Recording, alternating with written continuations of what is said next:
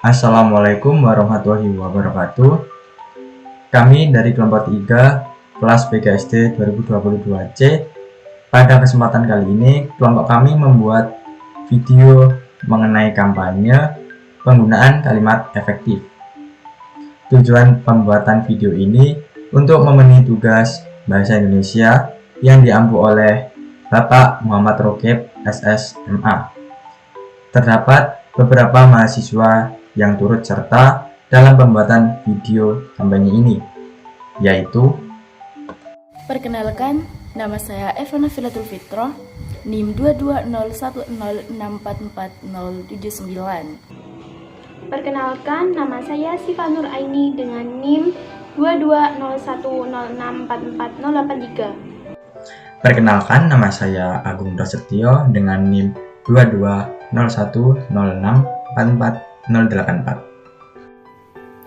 Perkenalkan, nama saya Nabila Zahra, NIM 22010644086. Nama saya Anissa Lailatul Mufidah dengan NIM 22010644094. Perkenalkan, nama saya Nufiza Mei Reska Ardana dengan NIM 220106449098. Perkenalkan, nama saya Royhan Muhammad Perwanto dengan NIM 22010644102. Perkenalkan, nama saya Morla Sacarisa dengan NIM 22010644103. Perkenalkan, nama saya Anzila Musabit Kolbi dengan NIM 220106444110. Perkenalkan, nama saya Novanusa Putri dengan NIM 22010644113. Apa itu kalimat efektif? Contoh kalimat efektif dan tidak efektif dapat dilihat pada bagian kanan dan kiri saya. Kalimat efektif adalah kalimat yang dapat mengungkapkan gagasan sesuai dengan yang diharapkan oleh penulis atau pembicara. Suatu kalimat dapat dikatakan efektif jika si penerima pesan dapat menyampaikan kembali gagasan, pesan, perasaan, ataupun pemberitahuan sebagaimana yang dimaksud oleh pemberi pesan. Di dalam kamus, kalimat efektif juga memiliki beberapa makna. Salah satu di antaranya bermakna membawa pengaruh. Artinya, kalimat efektif juga dapat dimaknai sebagai kalimat yang membawa pengaruh, terutama berupa kemudahan bagi pembaca atau pendengar untuk memahami informasi yang disampaikan oleh pemberi pesan. Jenis kalimat ini terdiri dari subjek, predikat, objek, dan keterangan. Biasanya, kalimat efektif digunakan dalam sebuah teks ilmiah, seperti makalah, laporan, penelitian, skripsi, tesis, disertasi, dan sejenisnya. Fungsi kalimat efektif. Kalimat efektif merupakan kalimat kuat yang seringkali diabaikan begitu saja dalam tulisan, termasuk berkomunikasi secara lisan. Padahal, peran kalimat ampuh ini sangat penting dan tidak bisa diremehkan. Seperti contoh kalimat efektif pada karya ilmiah, berita, berpidato, atau berkomunikasi secara formal lainnya.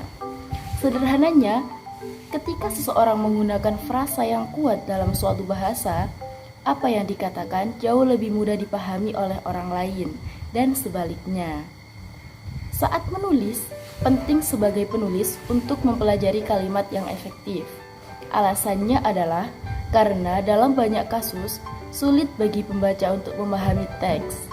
Salah satu faktor penyebabnya adalah ungkapan yang digunakan tidak efektif dan menimbulkan kesalahpahaman. Akibatnya, pembaca tidak dapat sepenuhnya menerima gagasan yang disampaikan. Kalimat efektif juga mengandung beberapa unsur penting, yaitu subjek, predikat, objek, pelengkap, dan keterangan. Namun, agar efektif, sebuah kalimat setidaknya harus mengandung 3 unsur, yaitu subjek, predikat, dan objek. Sedangkan penambahan dan deskripsi bersifat opsional atau tidak wajib. Hal ini mengacu pada penggunaan kalimat efektif itu sendiri, yaitu pemahaman lawan bicara atau pembaca bahwa mereka mampu menerima ide atau gagasan yang disampaikan. Jika pembaca atau lawan bicara mengerti apa yang dikatakan, berarti kita telah berhasil menggunakan kalimat efektif tersebut. Permasalahannya, seringkali kurang memperhatikan kalimat efektif saat menulis atau memilih diksi saat berkomunikasi. Seolah-olah tidak peduli dengan kalimat efektif, bahkan menganggap kalimatnya itu sudah mudah dipahami. Namun, penting untuk memposisikan diri kita sebagai pembaca saat menulis atau pendengar saat berkomunikasi. Jadi, ide yang ingin disampaikan dapat diterima dengan optimal. Selain memantapkan diri sebagai pembaca, kita bisa mencari petunjuk untuk dibaca sebelum menulis, termasuk mempersiapkan naskah sebelum berbicara di depan umum atau komunikasi lainnya. Ini tentu saja itu karena penulisnya tidak dalam kondisi terbaiknya saat menggunakan kalimat efektif. Itulah mengapa penting untuk mempelajari bagaimana menggunakan kalimat efektif yang baik dan benar. Struktur linguistik ini tidak hanya menjabarkan kalimat, tetapi secara tidak langsung membangun gagasan yang akan diterima oleh pembaca. Jadi, peranannya tidak boleh diremehkan, bahkan cenderung menekankan keberadaannya kecuali sebagai syarat.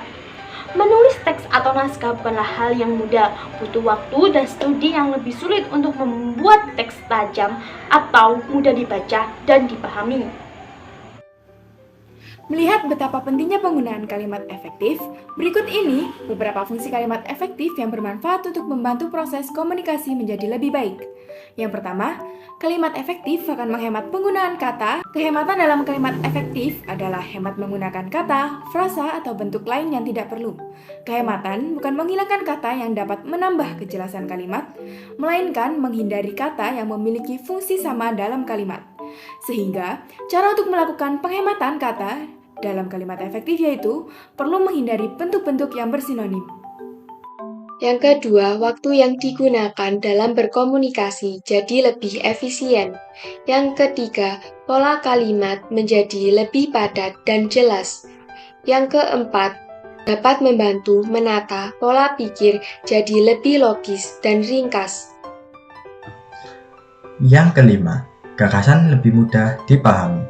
Kalimat efektif memiliki struktur yang jelas dan ringkas, sehingga mudah dipahami oleh pembaca atau pendengar. Selain itu, kalimat efektif juga menggunakan kata-kata yang tepat dan padat, sehingga tidak membingungkan dan tidak menimbulkan interpretasi yang salah.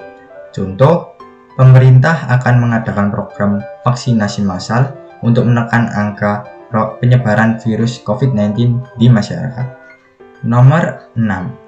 Mengurangi tafsir ganda dalam penyampaian gagasan sehingga mengurangi kesalahpahaman baik secara lisan maupun tulis. Mengurangi tafsir ganda dalam penyampaian gagasan berarti memperjelas dan memastikan bahwa pesan yang disampaikan memiliki arti yang sama bagi penerima. Hal ini dapat dilakukan dengan menggunakan bahasa yang jelas dan tepat, serta menghindari penggunaan kata-kata yang ambigu atau dapat memiliki banyak arti. Dengan mengurangi tafsir ganda, maka dapat mengurangi kesalahpahaman dalam komunikasi, baik secara lisan maupun tulis. Contoh kalimat yang mengurangi tafsir ganda adalah pertemuan akan diadakan pada hari Rabu tanggal 5 Mei pukul 10 pagi di ruang rapat utama. Dalam kalimat ini, informasi tentang waktu, tanggal, tempat, dan tujuan pertemuan telah disampaikan secara jelas dan terperinci, sehingga pesan yang disampaikan memiliki arti yang sama bagi penerima dan tidak menimbulkan kesalahpahaman. Lalu, bagaimana cara membuat kalimat yang efektif dan benar? Berikut adalah langkah-langkahnya yang perlu diperhatikan. Yang pertama, menggunakan pilihan kata atau diksi yang tepat. Dalam setiap penulisan kalimat, selalu membutuhkan diksi. Pemilihan kata atau diksi ini penting untuk merangkai kata, kesesuaian dalam kalimat, serta memberikan ekspresi pada kalimat penulis.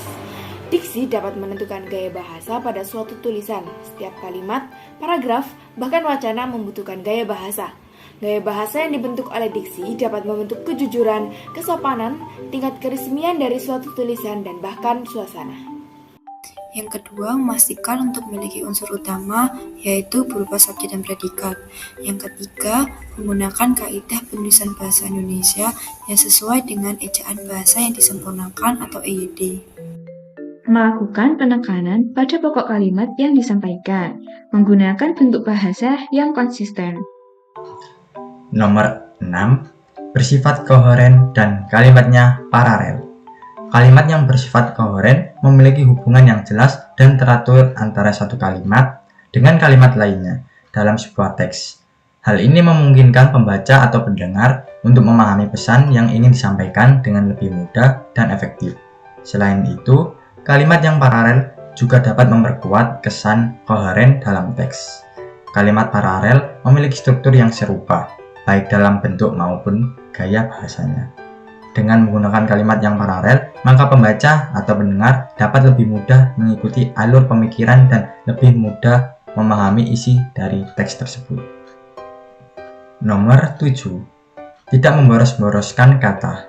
Tidak memboros-boroskan kata dalam kalimat yang efektif dan benar mengacu pada penggunaan kata yang tepat dan efisien untuk menyampaikan maksud secara jelas dan tepat.